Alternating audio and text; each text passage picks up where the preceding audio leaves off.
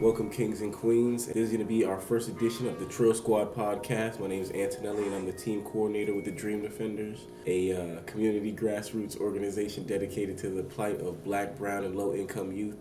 And just to talk about what that means to him is going to be the president, Everton Foster. Hey guys, what's up? My name is Everton Foster, president of the Dream Defenders. I started with the Dream Defenders during my last half of my freshman year. Got introduced by someone named Melanie Andrade, really cool girl. And you know, I really liked the Dream Defenders' ability to like contextualize what was happening to us politically. They were really active as far as protesting, as far as going to the Capitol. They were able to like put things into a perspective that I could really start to understand things that I didn't understand before. As far as just like how Trayvon Martin's death wasn't just, you know, a singularity. It was it is a symptom of a diseased country. Other than that, they've also just done a really great job of like, you know, doing things, of like being out there and being a voice and talking. Taking responsibility for like, you know, educating black people and going around the country and taking responsibility for, you know, black uplift, as well as pointing out like all of the racist practices that are happening in America today. So they're working on both ends of it. They're working on we gotta work on ourselves, and they gotta, you know, get the boot off our neck. Appreciate that. Yeah, well, I can definitely concur with that because my whole interest in the Dream Defenders started when I saw them protesting in Miami, actually against some police brutality, and their moral courage and their want to educate people on certain racial institutions that are oppressing people. Yeah, it touched me as well, so I can agree with that. One of the projects we're working on here with the Dream Defenders in the Tallahassee chapter is going to be our food drive called Salads for the Southside. Hi guys, I'm Treasure. I'm a member of the core team of the Trill Squad. So Salads for the Southside is pretty much a community service project that the Fairview Community Garden, the Marcus Garvey Club, and the Tallahassee Dream Defenders will be completing over Black History Month. So during the weeks of February, we'll be spending time growing delicious vegetables and strawberries. And we're also collaborating with local farms and local grocery stores to get fresh food to send out to the community. The service project doesn't end here though, so once we get all the food grown, we're gonna bag it up and send it out to different schools within the Southside. And then we're gonna have an event for our peers. So at FAMU, we're going to host an event so that we can show our peers what we have done for the community. We're also going to have different poets come out and talk about, perform poems based on the injustices that they see and pretty much just injustices in the black community. Then we're also going to show a documentary, and we're going to have trivia as well as food. So it's going to be really fun and really exciting. And we're definitely going to get the word out more about it. So stay tuned for Salads for Southside. Great. And we're going to transition over into our national news segment. In Oregon, we have 1 dead and 8 arrested in a standoff with the police in the what's been crowned infamous Oregon militiamen standoff. Basically, we haven't been released any details as far as why the standoff occurred, but facts do say that of the 8 arrested, the Bundy brothers are amongst them, Eamon Bundy and Ryan Bundy. You may remember their father, Cliven Bundy, 2 years ago in November, who also had a similar incident with federal authorities over disputed land. How do you feel about this situation? This is an incredibly strange story. Honestly, the thing about it that gets me the most is that, ironically enough, we see white people in like not nearly as hard a position as black people, but still in like a position where they're being put apart, like they're being unfairly judged and unfairly treated by the government, even if it is in like kiddie gloves. Like no one's going in there, and they didn't kill all of them, they killed one person. And genuinely, I'm fairly sure this is after a couple of weeks of some serious protesting. They're kind of protesting. There's been a little confrontation. There's been some confrontation. Yeah. So Obviously, these men are armed, so anytime there's armed men, there's going to be, a little tension. Tension between you and the cops who also have guns. And it's not like you're going out of, like, I did read up on this a little bit beforehand. They had went in there with the intention, like, oh, we're going to die in here. Yeah, they were real about it. But, logically, the police have overwhelming numbers, overwhelming, like, arms, and, like, the capacity to take them out of there without killing anyone.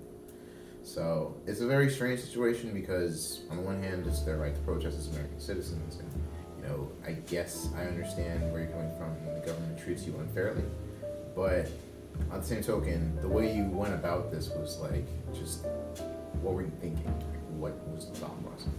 Okay, well, that being said, I'd like to touch on what you said. The government actually does have the force to go in there. So do you feel like this is a situation where this could never have happened if these men were, say, protesting police brutality, if they took up arms and, evacuated the whole building and held it up for weeks on end? How do you feel like that situation would play out if they were of a different persuasion?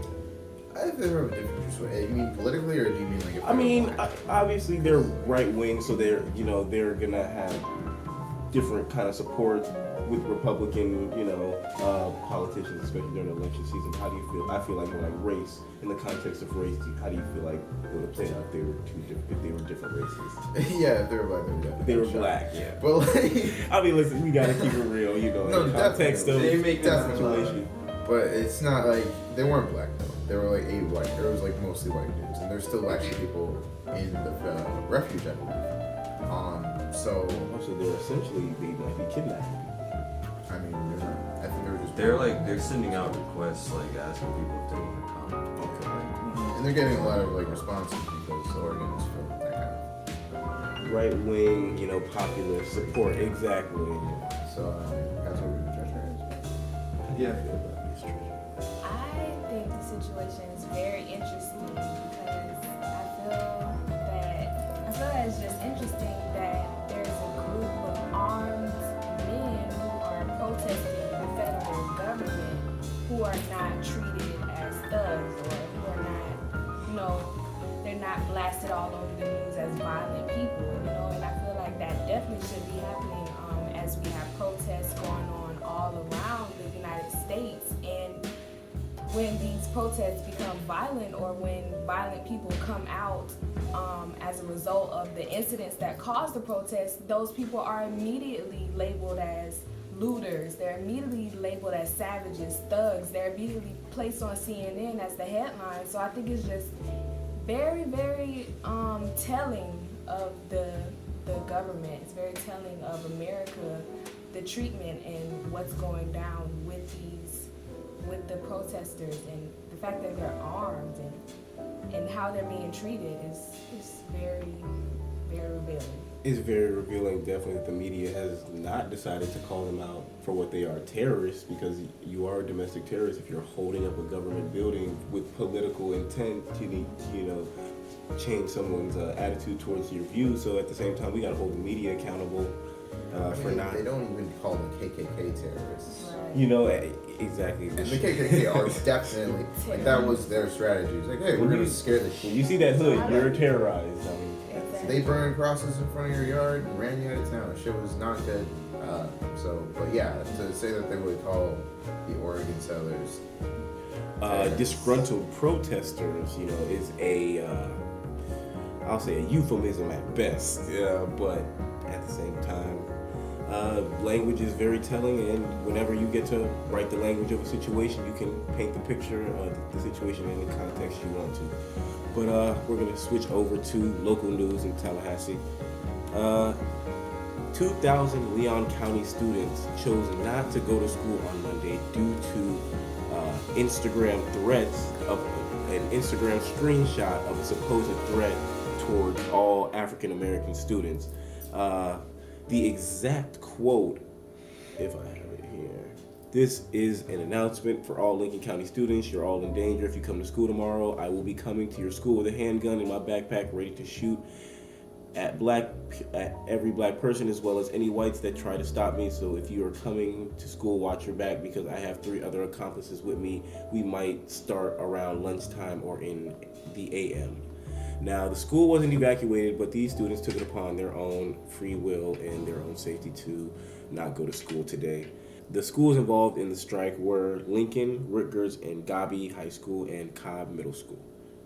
Treasure, how do you feel about this as a Tallahassee native and someone who, is very passionate about her community? As a Tallahassee resident, I actually attended Cobb Middle School and Rutgers High School. So for me, it's I can't really describe it in words how it feels to be a part of this, because it's like a direct attack, on my community based on race and hatred. So it's very shocking and it's like chaotic.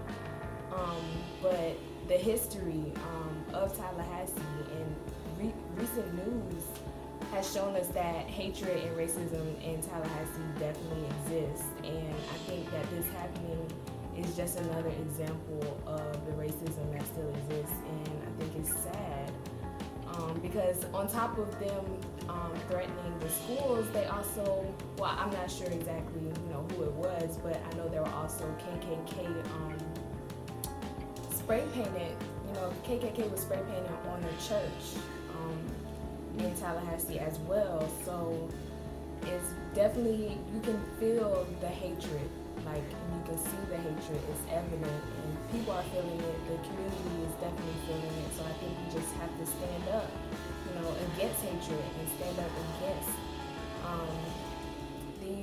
against the horrible people who want to terrorize other people and want to conflict pain on other people. Like, you have to stand up against that, and I think that the mayor should definitely show that he doesn't support that. I feel like officials need to stand up and say that this needs to end, and use law enforcement to make sure that this does not happen again. Definitely agree. When people can disrupt a school full of children and bring them into the whole race debate is kind of unfair, and I just don't feel like it's not a worthy way to go about it. If you want to make a point about, okay, maybe Black Lives Matter is doing too much, okay, do it with a face. Don't do an anonymous Instagram post and scare 2,000 kids from getting their education that they are paying for through their taxes. But racist will be racist. And in also somewhat related news, there have been recent Confederate flag rallies at the Capitol on Monroe Street, basically protesting the new bill that's going to be scheduled to be up for a vote in November in the Florida House to ban the sale of all Confederate flags at state fairs and carnivals. Personally, I've talked to many people, and I'm just over the whole Confederate flag debate, because your history, I understand history, it needs to be preserved, but at the same time, your history is tearing us apart, and it's sad to say, but we fly under one flag now. We're the Union, and we don't need divisive symbols of the past to, disrupt the nice unity that we have in this country now. We're a melting pot, we're a nice, diverse We don't really have country. any nice unity, but we do have something. These people don't have. Obviously, yeah, it's a stick in the eye of the Union. You just. But how do you feel about this? First of all, Confederate flag is ridiculous. It's the silliest. That's not the rebel flag. That's not the correct flag. You're not using the right flag. So first of all, you fucked up. B,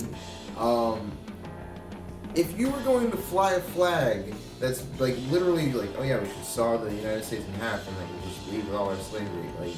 Recognize that whatever you're flying for, the South was a safe haven for old school terrible racism. So that is soaked all over your flag. And the third thing is, that's a war flag, and you're just the kind of fat guy who sits on his couch eating Cheetos and not actually doing anything. Normally, you don't get I might be, but honestly, that's the only people I see flying Confederate flags. People who I wouldn't want to talk to because they seem like they spend all their time just inside reading racist YouTube clips. I'm like, oh yeah, I love that stuff. And, you know, and no one's trying to ban the flag from public use. I mean, my God, you can still fly it on your property, but it's just in public areas we've got to Honestly, express symbols that express all I of would us. rather you just put it away forever. You would Shows a rather. lot about Honestly, yourself like if you that's a part of your like, culture that you can just keep to yourself. I felt that way Right. until I You should really be talked to someone ashamed whose of parent, great grandparents was a veteran. And when you're a veteran of anything, you have to No, you don't. You have to No, respect no, someone you died don't. for a cause. No. You have to preserve that Do you have to history. respect the Gestapo? I have to respect that history. I don't have to respect What him or what he. What Do you happened have to to the respect swastika? the SSS? Right. Or No, the no, SS? no. What about no. Nazis? But I What can't about those- forget what them. about I'm not gonna Nazis? like make you put the flag. But think away from about public this: use. the I would swastika, be like, yeah, no, in the swastika at closet. one point was actually a nice symbol. Yeah, I was was just for I was actually But about to bring then that up. once Hitler put hate on it, is hate forever, and now nobody's allowed to use it. So So- symbols change over time. So but you now- just got right now. You got to The put it away. Confederate flag was public. always hate, so it doesn't even get that. So He's a fan. all I'm saying is, if you're the kind of person who flies a Confederate flag, that's amazing. No, it's not. You're a really terrible person. Right. Yeah. That's all I gotta say about it. And that World was the Star. first installment of our World Trill Star. Squad podcast. If you enjoyed what you saw, you can hit us up at TallySquad with 2ds.tumblr.com. Be blessed. Get out of here. Get out of here.